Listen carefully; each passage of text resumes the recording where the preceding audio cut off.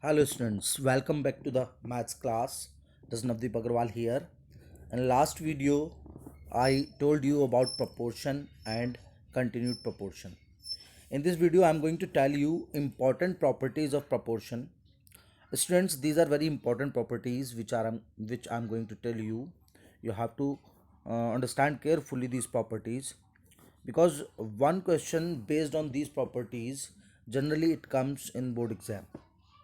So, one by one, I'm going to explain the properties of proportion. Try to understand. First property is invertendo. Second property is alternando. Third property is componendo. Fourth, dividendo. Fifth, componendo and dividendo. The most important property, componendo and dividendo. Many of the questions they will be based on this property C and D. In short, we can say C and D rule. Componendo and dividendo. In short, it is said C and D rule. Now, one by one, you try to understand. First of all, I'm going to tell you about invertendo. Suppose you are having two ratios, A is to B equals C is to D, or you can say A upon B equals C upon D. Then take the reciprocal both the sides. When you take the reciprocal, you will get B upon A equals D upon C. So if two ratios are equal, then their reciprocals will also be equal. This property is called invertendo. So you have to keep in the mind, if two ratios you are having equal, then their reciprocals will also be equal. You can take both the sides. Second property is coming alternando. Again, if A upon B equals C upon D, then A upon C equals B upon D. What I have done in this property, you can see I have interchanged the places of C and B. In place of B I have taken C, in place of C I have taken B. So there will not be any change if you do so. Why? In this case you cross multiply, you will get AD equals BC. In this case you cross multiply, AD equals BC. In both the cases you are getting the same result, so they can be interchanged. In place of B you can take C, in place of C you can take B here. So what is the benefit? This benefit you will see in the question, why we are doing so, and what is the need of doing so. Next property is coming componendo. Again you take A upon B equals C upon D. If two ratios are equal, then you can say A plus B upon B equals C plus D upon D. Means first term plus second term upon second term is equal to first term plus second term in second ratio also, first term plus second term upon second term. In both the ratios same thing you will do, first plus second upon second. Here also first plus second upon second. Both the sides you will apply the property. Many students they do that, one side they apply and other side they write the same, so that will be wrong. Next is coming dividendo. If A upon B equals C upon D, then A minus B upon B equals C minus D upon D. Now what is the difference between these two properties, componendo and dividendo? In componendo you were taking first plus second upon second, means sum you were taking, sum of the terms of the ratio in numerator, and denominator will be same. Here you are taking difference of the terms of the ratio, A minus B in numerator upon B, C minus D upon D. So this is dividendo. Next, C and D rule. If, very important property as I told you, if A upon B equals C upon D, then A plus B upon A minus B equals C plus D upon C minus D. This is componendo and dividendo property, or in short C and D rule. If two ratios are equal, first plus second upon first minus second. Here also first plus second upon first minus second. Both the sides will apply this property. Very important property it is. Many questions you will see based on this property. Now I am going to take some examples. Through examples you can understand these properties. First example is coming. You can see here. This 23 example. If 8x plus 13y upon 8x minus 13y is equal to 9 upon 7, find x is to y. Here you have to find x is to y. There are two methods to find x is to y in this question. First of all, I will tell you the general method which you are applying. Here you can cross multiply. If you cross multiply, then you will get 72x minus 117y equals 56x plus 91y after cross multiplication. And like this, the terms having x you take on one side, the terms having y you take on other side. So by simplifying, you are getting 16x equals 208y. So x upon y equals 208 upon 16, and x is to y equals 13 is to 1. Here you can see x is to y equals 13 is to 1. So like this, this is the old method. Now new method, by applying the property, you can see here. This was given applying C and D rule. Last property, as I told you, 8x plus 30y upon 8x minus 13y. When we can apply the C and D rule? This is the question.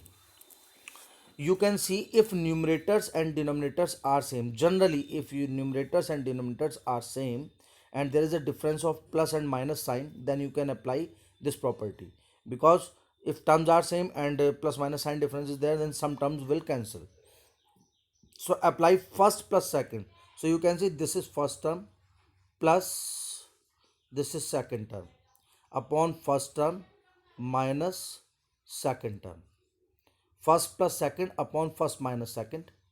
A plus B upon A minus B, as just before I told you. Second side means in RHS also you have to apply this. First plus second upon first minus second. 9 plus 7 upon 9 minus 7. So here you can see 13y cancelled, here 8x cancelled. So in numerator you are getting 16x upon 26y. Here you are getting 16 upon 2 x upon y. Finally, after simplification, you are getting x is to y, 13 is to 1. Same answer as you are getting in previous method. So like this, students, you can apply this some component and dividendo property. Many other examples I am going to take. This 24 example you can see now.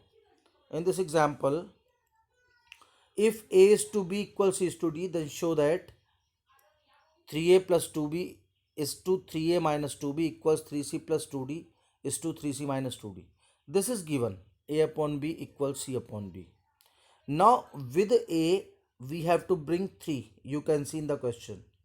With b we have to bring 2. So we will, in the same way, with c we have to bring 3 and with d we have to bring 2. You can see. So both the sides you multiply by 3 upon 2. So with a 3 will come, with b 2 will come, with c 3 will come, with d 2 will come. So this step you can see 3a upon 2b equals 3c upon 2d. Multiplying each side by 3 upon 2. Now in numerator plus is coming, in denominator minus is coming. Terms are same. So you can apply C and D rule. So 3a plus 2b upon 3a minus 2b equals 3c plus 2d upon 3c minus 2d, which is the required result. Okay. Now next, it's opposite question. In this question, it was given a is to b is equals c is to d was given, and we had to show this result. And in next question, 8a minus 5b upon 8c minus 5d equals 8a plus 5b upon 8c plus 5d is given, and we have to show a upon b equals c upon d. So you can see, you can differentiate in both the problems. In previous question, a is to b equals c is to d was given. Here a is to b equals c is to d we have to prove. So now you see how to prove. This is given 8a minus 5b upon 8c minus 5d upon 8a plus 5b upon 8c plus 5d. First of all, you apply here alternando. Alternando, as I told you, I will tell you what will be the need of this property. We were changing the place of b and c. A upon b equals c upon d was given. So we were writing a upon c equals b upon d. So here you see the term here in LHS, it is given A, B, C, D. So you take this 8A plus 5B in the denominator here, in the denominator of first fraction. So it will become 8A up minus 5B upon 8A plus 5B. And here 8C minus 5D you take in the numerator. So 8C minus 5D upon 8C plus 5D. So what is the benefit? Now you can see both the sides, numerator and denominator, terms in the numerator and denominator are same, and there is a difference of plus and minus sign. So easily you can apply C and D rule. So to apply C and D rule, we applied first alternando. So now apply C and D rule. You have applied first plus second upon first minus second, both the sides. After simplification, you can see here 5b is cancelled, here 8a is cancelled, 5d is cancelled, 8c is cancelled. After simplification, it is coming 16a upon minus tan b, 16c upon minus tan d. 16 is cancelled with 16, minus 10 with minus 10. So a upon b equals c upon d. This is the required result. Next example is coming. This example you can see. In this example, value of p equals 4xy upon x plus y is given, and you have to find value. You don't have to prove, you have to find the value. One thing you have to keep in the mind, in such type of question generally value 2 comes. Answer of such type of questions is 2. Now you can see p equals 4xy upon x plus y is given. First time you see the expression for which you have to find the value, first term is p plus 2x upon p minus 2x. So how can we make p plus 2x upon p minus 2x? So if we divide both the sides by 2x and apply C and D rule, then we can get the first term. You can see I have divided both the sides by 2x. So p upon 2x equals, here x will be cancelled and 2 2s are 4. 4 will be cancelled by 2, then 2y will remain. 2y upon x plus y. Apply C and D rule. First plus second upon first minus second, you can see here. P plus 2x upon p minus 2x. In LHS you applied this, then in RHS also you will apply 2y plus x plus y, 2y minus x minus y. First plus second upon first minus second. Finally you are getting value of p plus 2x upon p minus 2x equals x plus 3y upon y minus x. Now second term is p plus 2y upon p minus 2y. So this time you divide both the sides by 2y. So when you divide both the sides by 2y, p upon 2y equals 2x upon x plus y you will get. Again you apply C and D rule. So p plus 2y upon p minus 2y equals 3x plus y upon x minus y. Now these two you see. In this one, p plus 2x upon p minus 2x value you are getting. In this one, you are getting p plus 2y upon p minus 2y. Now there is a sign of addition. It is given. So you add these two expressions. When you add these two expressions, you will get x plus 3y upon y minus x plus 3x plus y upon x minus y. You can see denominators are different. Here y minus x is given, here x minus y is given. So x minus y can be converted into y minus x by changing this middle sign. So middle sign you make it negative in place of positive. So it will become y minus x. Now denominators are same. It is easy to take LCM. By taking LCM and simplifying, you are getting the answer 2. So like this you can find such type of questions. Answers will be, as I told you, answers will be 2. Now one more question is coming. In this question, you can see using properties of proportion, solve the following equation. Here, properties of proportion, C and D rule, you have to apply both the sides. X cubed plus 3x plus 3x square plus 1 upon x cubed plus 3x minus 3x square plus 1 means first plus second upon first minus second in LHS, in RHS, both the sides. Now you can see here this property, this expansion is x plus 1 whole cube. Property a plus b whole cubed, you know already, a cubed plus b cubed plus 3ab into a plus b. So this expansion is of x plus 1 whole cubed. In the same way, in denominator, x minus 1 whole cubed expansion is written. So I have made this whole cubed, and here it is coming 432 upon 250, taking cube root both the sides. So when you take cube root both the sides, so this 3 will be cancelled, power x plus 1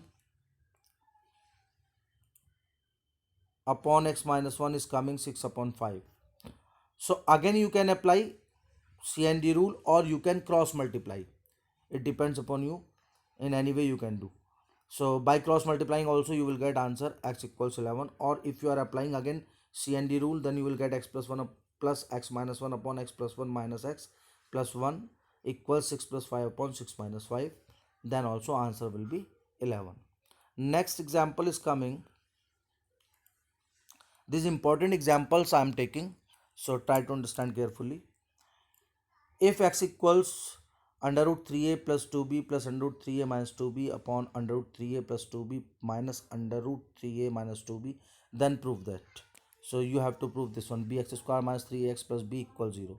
So same thing you will do, you will apply C and D rule. This is given x equals, x means x upon 1. You know, denominator of any number can be taken as 1. So you apply both the sides C and D rule.